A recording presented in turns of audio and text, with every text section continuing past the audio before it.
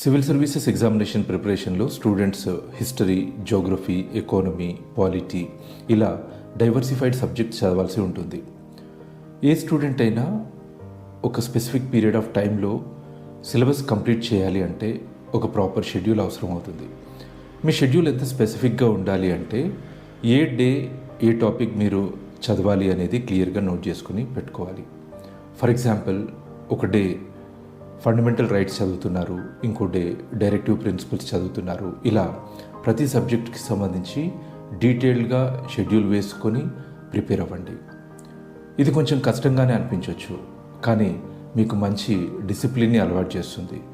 దాంతోపాటు మీ ప్రిపరేషన్లో ప్రోగ్రెస్ ఉంటుంది. అన్ని సబ్జెక్టులు బ్యాలెన్స్డ్గా చదవగలుగుతారు.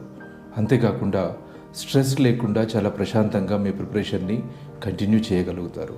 ఫైనల్గా మీ సక్సెస్కి ఇది చాలా ఉపయోగపడుతుంది.